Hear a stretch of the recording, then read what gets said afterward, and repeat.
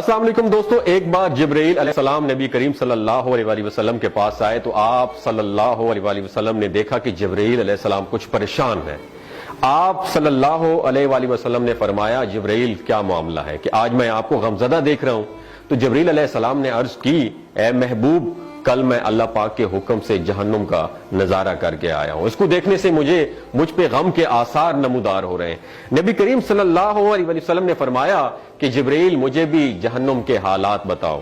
جبرائیل نے عرض کی، جہنم کے کل 7 درجے ہیں اور ان میں سے جو سب سے نیچے والا درجہ ہے اللہ ان میں منافقوں کو رکھے گا، اس سے اوپر والے 6 درجے میں اللہ تعالیٰ مشرک لوگوں کو ڈالیں گے، اس سے اوپر 5ویں درجے میں اللہ سورج اور چاند کی پرستش کرنے والوں کو، عبادت کرنے والوں کو ڈالیں گے، 4تھے درجے میں اللہ پاک آتش پرست لوگوں کو ڈالیں گے، اور 3رے درجے میں اللہ پاک یہود کو ڈالیں گے، 2 درجے میں اللہ تعالیٰ عیسائیوں کو ڈالیں گے۔ یہ کہہ کر جبرائیل علیہ السلام خاموش ہو گئے تو نبی کریم صلی اللہ علیہ وسلم نے پوچھا، جبرائیل آپ خاموش کیوں ہو گئے؟ مجھے بتاؤ کہ پہلے درجے میں کون ہوگا؟ جبرائیل علیہ السلام نے عرض کیا کہ اے اللہ کے رسول، پہلے درجے میں اللہ پاک آپ کی امت کے گناہگاروں کو ڈالیں گے۔ جب نبی کریم صلی اللہ علیہ وسلم نے سنا کہ میری امت کو بھی جہنم میں ڈالا جائے گا تو آپ بے حد غمگین ہو گئے اور آپ نے اللہ کے حضور دعائیں کرنا شروع کر دی۔ 3 دن ایسے گزرے کہ اللہ کے محبوب مسجد میں نماز پڑھنے کے لیے تشریف لاتے، نماز پڑھ کر حجرے میں تشریف لے جاتے اور دروازہ بند کر کے اللہ کے حضور رو رو کر دعائیں فرماتے۔ صحابہ حیران تھے کہ نبی کریم صلی اللہ علیہ وسلم پر یہ کیفیت کیسے طاری ہوئی ہے، مسجد سے حجرے جاتے ہیں، گھر بھی تشریف لے کر نہیں جا رہے۔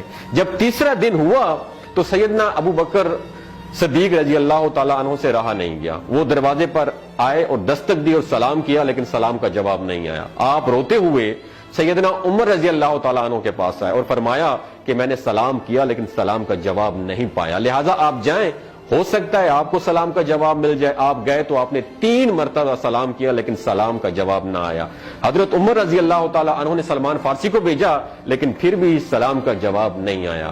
حضرت سلمان فارسی نے واقعے کا تذکرہ حضرت علی رضی اللہ تعالیٰ عنہ سے فرمایا۔ انہوں نے سوچا کہ جب اتنے عظیم شخصیت کو سلام کا جواب نہیں ملا تو مجھے بھی خود نہیں جانا چاہیے، بلکہ مجھے ان کی نور نظر بیٹی حضرت فاطمہ رضی اللہ تعالیٰ عنہا انہیں اندر بھیجنا چاہیے۔ لہٰذا آپ نے حضرت فاطمہ رضی اللہ تعالیٰ عنہا کو سب احوال بتا دیا۔ آپ حجرے کے دروازے پر آئیں، ابا جان السلام علیکم۔